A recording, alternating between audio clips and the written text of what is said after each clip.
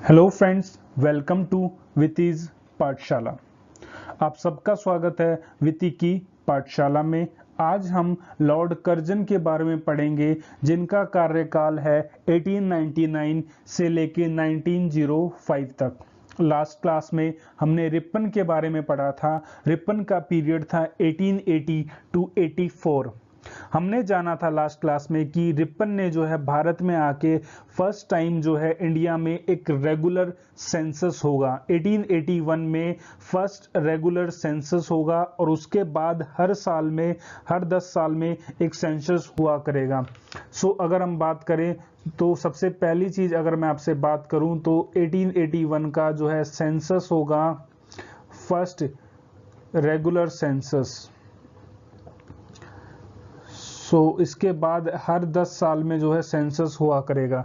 Second जो इन्होंने चीज की थी, सेकंड जो चेंज ये लेके आए थे वो था first factory act was passed. इन्हीं के समय में, लॉर्ड रिपन की बात कर रहा हूं मैं, लॉर्ड रिपन के समय में ही जो है फर्स्ट फैक्ट्री एक्ट को जो है पास किया जाएगा।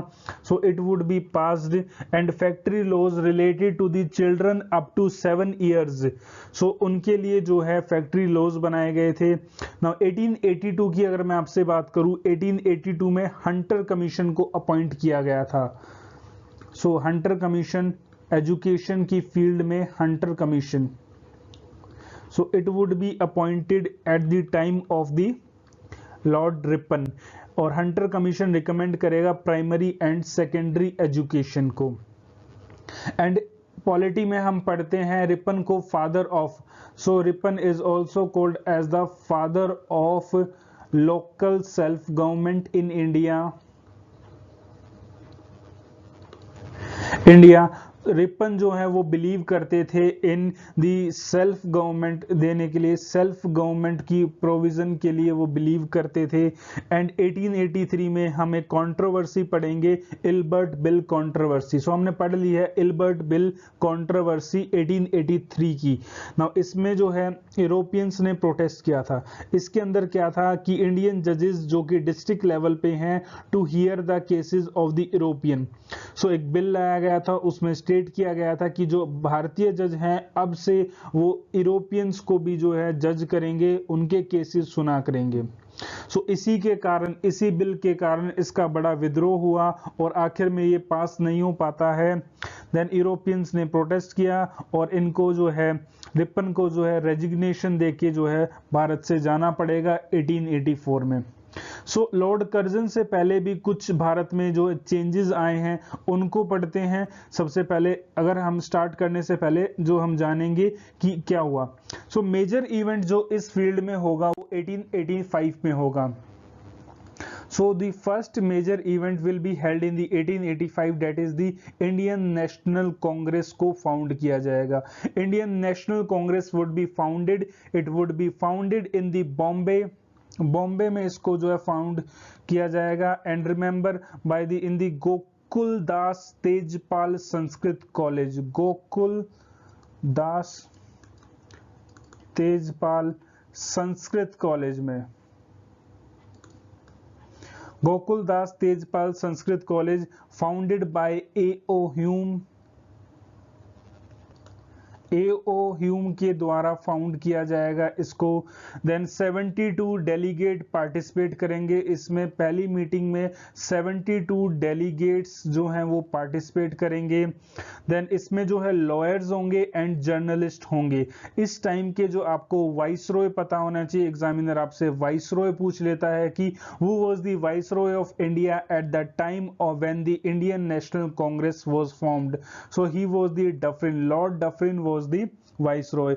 इनको भी इतिहास में जाना जाता है। जब भी हम वाइसरॉयज को पढ़ते हैं तो इनको भी, इंडियन नेशनल कांग्रेस इसी समय में बनी थी तो इनको उस कंटेक्स्ट में जाना जाता है। देन 1885 में जो सेकंड चीज होगी वो इंडियन नेशनल कांग्रेस का सेशन होगा बॉम्बे में। First session will be held in the Bombay, और बॉम्बे में सेशन होगा उसको प्रिजाइड जो किया जाएगा, प्रिजाइडेड बाय वोमेश चंद्र बैनर्जी। WC बैनर्जी और वोमेश चंद्र बैनर्जी कह सकते हैं हम। so he would be became the first chairman of the Indian National Congress. Then 1886 का सेशन होगा इंडियन नेशनल कांग्रेस का कलकत्ता में, जिसको दादा भाई नारोजी प्रिजाइड करेंगे। उनको ग्रैंड ओल्ड मैन भी कहा जाता है ऑफ इंडिया।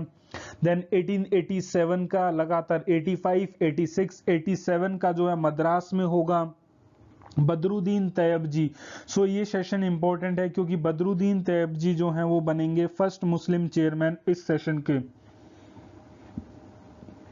नेक्स्ट 1888 में इंडियन नेशनल कांग्रेस का सेशन होगा इलाहाबाद में। इलाहाबाद में फर्स्ट ब्रिटिश चेयरमैन बनेंगे 1888 में, जो कि हैं जॉर्ज यूल।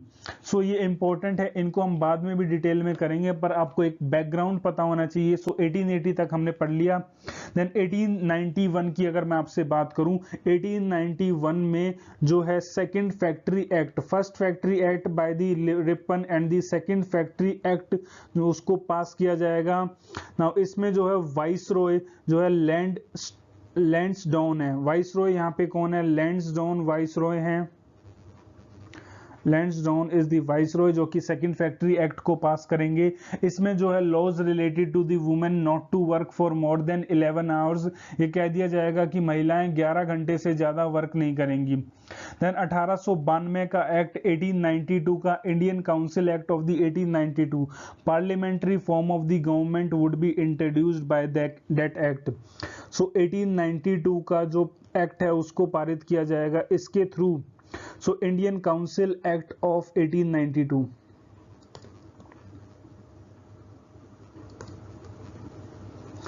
एक्ट ऑफ 1892, इसके थ्रू जो है पार्लियामेंट्री फॉर्म ऑफ गवर्नमेंट को इंट्रोड्यूस किया जाएगा। पार्लियामेंट्री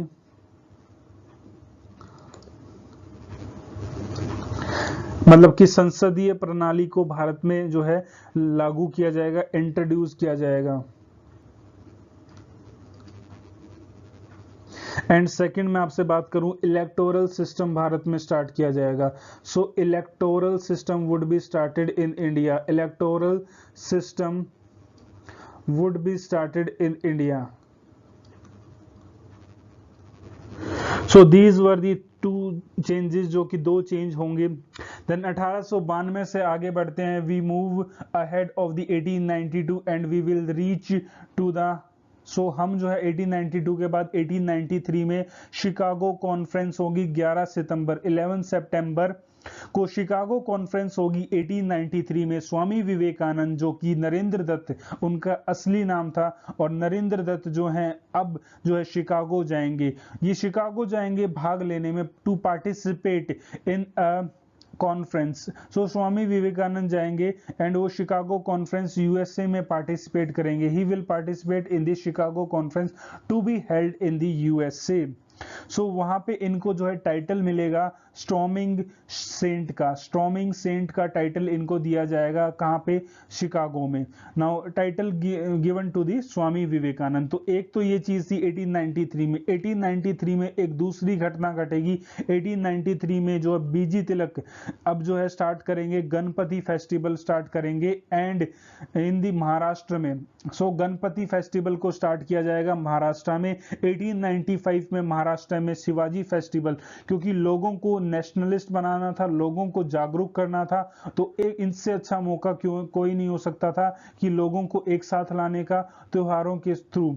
सो दो त्योहार स्टार्ट किए गए, टू फेस्टिवल जो हमने मनाने स्टार्ट किए गए। एक तो जो है गणपति फेस्टिवल है, दूसरा शिवाजी फेस्टिवल है। तो बीजी तिलक के द्वारा दोनों को स्टार्ट किया गया, एक को 1893 में, एक को 1895 में। एंड पहली बार मैंने आपको बताया था जब हमने पॉलिटी की थी, तो पॉलिटी में मैंने आपको बताया था कि 1895 में पहली बार जो है स्वराज वर्ड का जो है हमें वर्णन मिलता है। इन्होंने एक बिल पेश किया था, उसमें इनडायरेक्टली हमें जो है स्वराज वर्ड के बारे में जानने को मिलता है। 1896 में बीजी तिलक जो है स्टार्ट करेंगे महाराष्ट्र में non payment taxation movement. Non payment of taxation movement, जब तक आप लोगों को आप अंग्रेज हमें अधिकार नहीं दोगे, पार्टिसिपेट नहीं कराओगे इलेक्टोरल रिफॉर्म्स में, हम जो है टैक्स नहीं भरेंगे। 1896 में आईएनसी सेशन होता है कलकत्ता में चेयरमैन होंगे रहीमतुल्लाह शानी। रहीमतुल्लाह शानी जो है इसके चेयरमैन होंगे। फर्स्ट टाइम वंदे मातरम गाया जाएगा 1896 आईएनसी सेशन में। So first time INC session जो होगा जिसमें वंदे मातरम गाया जाएगा वो the INC session of the Calcutta. Mentioned in the Vande Mataram मैंने आपको पहले भी बताया कि it was mentioned in the book Anand Math. Anand Math was written by the Bankim Chandra Chatterjee के द्वारा इसको लिखा गया है। 1897 की बात करते हैं, रैंड मर्डर केस होगा। किल्ड रैंड एक जो है ऑफिसर हैं जिनको जो है ये प्लेग कमिश्नर थे पूना के, तो इनको प्लेग असेसमेंट का जो है जिम्मा मिला था और इनको जो है मार डाल दिया जाता है बाय दी चापेकर ब्रदर्स के द्वारा, जो इनको मार दिया जाएगा। जो बीजी तिलक जो है imprisoned the for the 18 months for the seditious. इसी समय 1897 में बीजी तिलक को अरेस्ट कर लिया जाएगा 18 महीनों के लिए सेडिशियस राइटिंग के लिए। सेडिशियस राइटिंग मतलब कि गवर्नमेंट के खिलाफ लिखने के लिए इनको अरेस्ट कर लिया जाएगा। अब यहाँ पे इनको टाइटल मिलेगा Lokmanya people by the people of Maharashtra. BG Tilak को इसी समय जो है वैलेंटाइन कैरोल एक टाइटल देंगे जो कि टाइटल होगा father of the unrest in India. So he would be came to be known as the father of the unrest in the India. Now 1897 की अगर मैं घटना की आपके साथ बात करूं तो रामकृष्ण मिशन की शुरुआत होगी, स्वामी विवेकानंद के द्वारा स्टार्ट किया जाएगा। इनके स्वामी विवेकानंद के टीचर थे जो कि रामकृष्ण परमहंस थे, उनकी याद में स्टार्ट किया जाएगा रामकृष्ण मिशन। देन 1898 में सेंट्रल हिंदू कॉलेज की स्थापना होगी एनी बेसेंट के द्वारा। So earlier a school then now a college, central Hindu college. 1916 में 1916 में सेंट्रल हिंदी कॉलेज को नाम बदल के बनारस हिंदू यूनिवर्सिटी नाम रख दिया जाएगा मदन मोहन मालवीय के द्वारा। मदन मोहन मालवीय को महामान भी कहा जाता है, टाइटल दिया गया है महामान। देन दी 1904 एंड यहां से अब जो है story of we will start of the story of the Curzon की स्टोरी पढ़ना हम स्टार्ट करेंगे। अगर कर्जन के बारे में बात करूं तो इनको कंपेयर किया जाता है with the Dalhousie and Wellesley के साथ इनको जो है कंपेयर किया जाता है। सो Lord Curzon occupies a high place among the rulers of the British India like the Lord Wellesley and the Lord Dalhousie.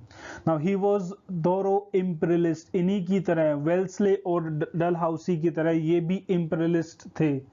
Now in order to make the administration को efficient बनाने के लिए Lord Curzon overhauled the administrative machinery में change किए। तो क्या क्या changes किए उनको हम एक एक करके पढ़ेंगे। सबसे पहले एजुकेशनल रिफॉर्म्स भारत में क्या ले आई।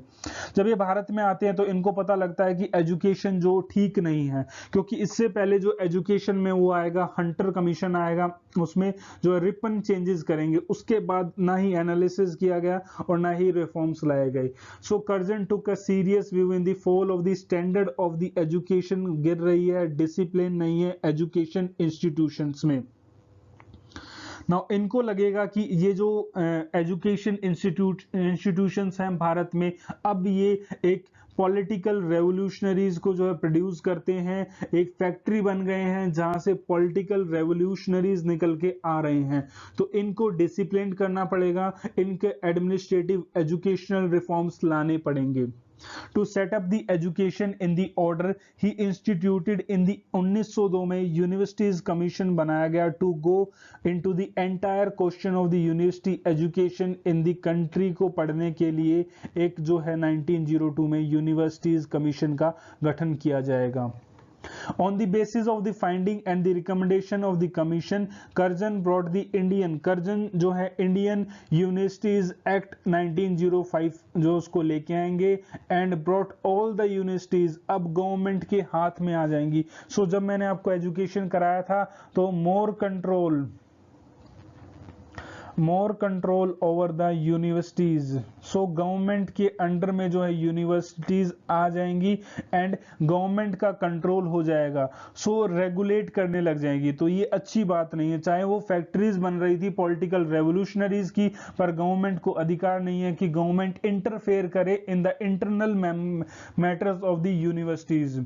सो वो पॉलिटिकल रेवोल्यूशनरी बन रही थी क्योंकि जो भी लॉर्ड्स आ रहे थे, जो भी वाइसरॉय भारत में आ रहे थे, तो दे वर नॉट प्रोड्यूसिंग इनफ, वो सेटिस्फाई नहीं कर पा रहे थे लोगों को, इसलिए वो फैक्ट्रीज बन रही थी। तो उसको रोकने की जगह कि एजुकेशन में चेंजेस कर दी, एजुकेशन को जो अपने अंडर में ले आए, तो ये सख्त, ये बिल्कुल ही गलत स्टेप था।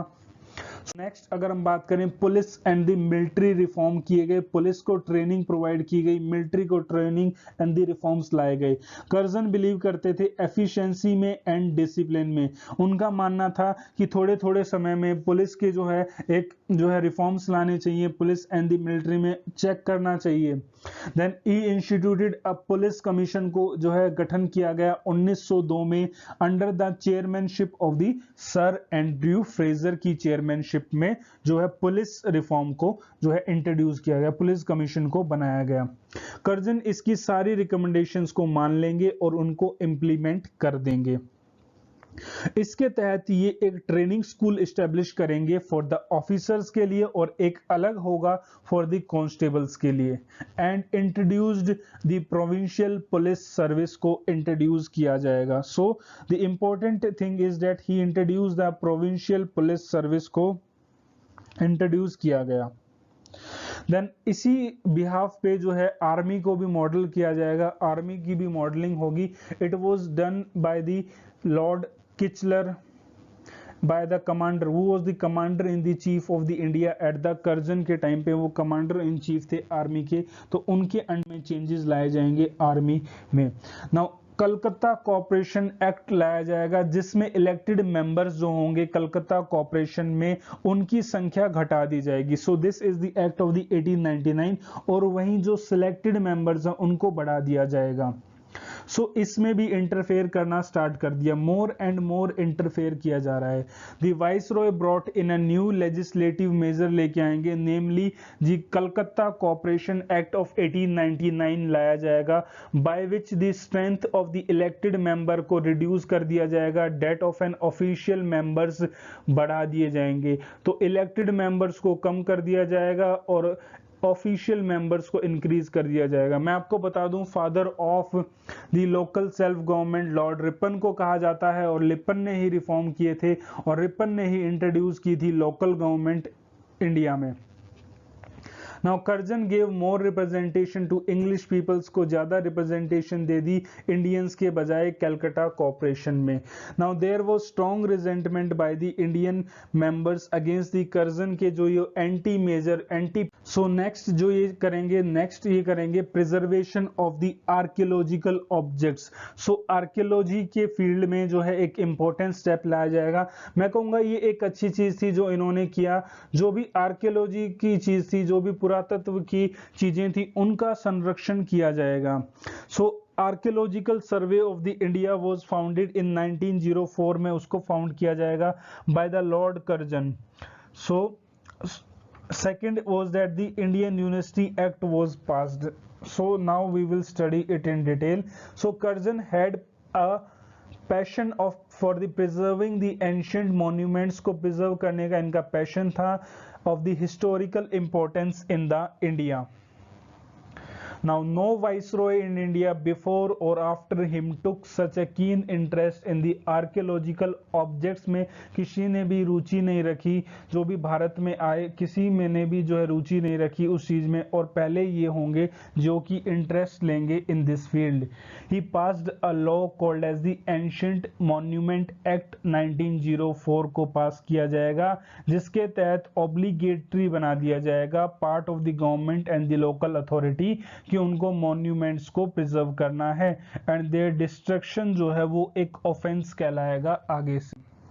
नाउ नेक्स्ट जिसके लिए इनको क्रिटिसाइज किया जाएगा और बहुत इनकी थू होगी वो that was the partition of the Bengal 1905। So मैं कहूँगा कि ये एक गलत स्टेप था जो कि इन्होंने लिया है। Partition of Bengal, policy of divide and rule. So बांट दो और राज करो। So announcement made on the 20 July 1905। Partition की अनाउंसमेंट की जाएगी 20 जुलाई 1905 को। असल में पार्टीशन जो होगा बंगाल का वो 16 अक्टूबर 1905 को होगा। बंगाल को दो भागों में बांट दिया जाएगा, एक ईस्ट बंगाल जिसकी कैपिटल ढाका होगी और दूसरा वेस्ट बंगाल जिसकी कैपिटल कलकत्ता होगी। वेस्ट बंगाल जो है वो एरिया होने वाला था Hindu area and east Bengal Muslim area. So it was obviously a Hindu Muslim divide agenda of the Britishers. Now East Bengal came into the being on the 1st October 1905 Dhaka Muslim League. So 1 अक्टूबर 1906 को ढाका में मुस्लिम लीग का गठन होगा। So this is also a important point कि 1 अक्टूबर 1906 को ढाका में मुस्लिम लीग की स्थापना की जाएगी। और कहीं ना कहीं हम देख सकते हैं पार्टीशन ऑफ बंगाल 1905 में ही मुस्लिम लीग के जो है रूट थे और वही कल आगे जाके जो पार्टीशन ऑफ इंडिया के लिए भी रिस्पॉन्सिबल होगा। इस समय जो कुछ गाने जो लोगों के प्रति जो पॉपुलर हुए वो थे वंदे मातरम, अमर सोनार बांग्ला। सो अगर हम बात करें अभी लॉकडाउन में भी कुछ सॉन्ग्स को दोबारा रीमेक किया गया है and they are dedicated to our corona warriors. So इसी तरह से उस टाइम भी जब पार्टीशन हुआ था, जब भी हार्ड टाइम्स आते हैं तो इस तरह का जो है चीजें रिपीट होती हैं। सो इस तरह की चीजें रिपीट होती है। तो दो गाने जो पॉपुलर थे उस टाइम के, they were the Vande Mataram and Amar Sonar Bangla. So these were the two songs. Amar Sonar Bangla Rabindranath Tagore के द्वारा लिखा गया है जो कि जो अभी है उन बांग्लादेश का जो कि अभी नेशनल एंथम है। सो अभी गवर्नमेंट ने अभी जो है कुछ जो सॉन्ग्स हैं जो कि दोबारा रीमेक किए जा रहे हैं इन दिस कोरोना टाइम पे। सो नेक्स्ट हम जो है अब स्टार्ट करते हैं पार्टीशन ऑफ बंगाल को। पार्टीशन ऑफ बंगाल को दो प्रोविंसेस में बंगाल को बांट देना था। 4 जुलाई 1905 को जो है that it has to be partitioned.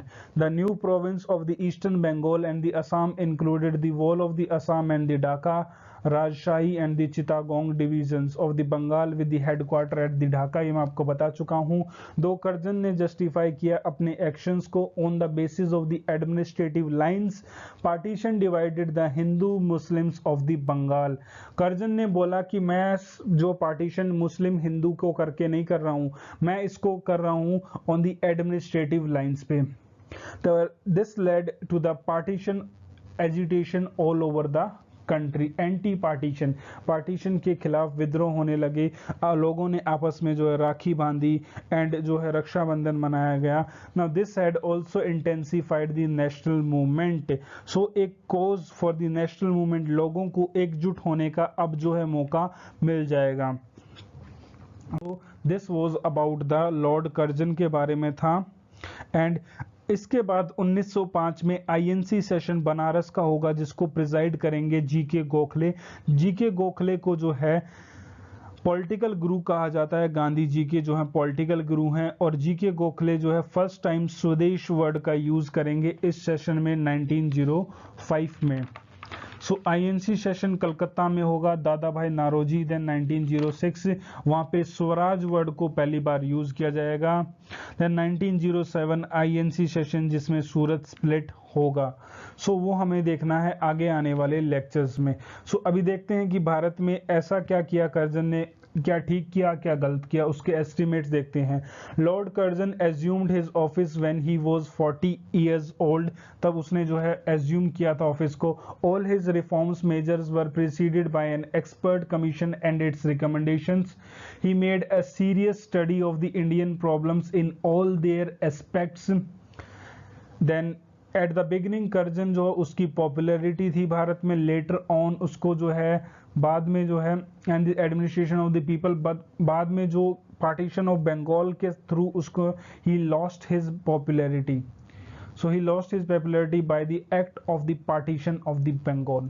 So that was the lecture on the Curzon. Lord Curzon से पहले देखा और हमने लॉर्ड कर्जन के बाद 1907 तक की जो है हमने पूरी कहानी देखी. सो आई होप आपको ये वीडियोस पसंद आ रही हैं. सो इससे पहले आप लॉर्ड रिपन की, लॉर्ड लिटन की वीडियोस भी अवेलेबल हैं जिन्होंने नहीं देखी हैं, सो वो भी देख सकते हैं. So do subscribe, like and comment. Thank you all of you.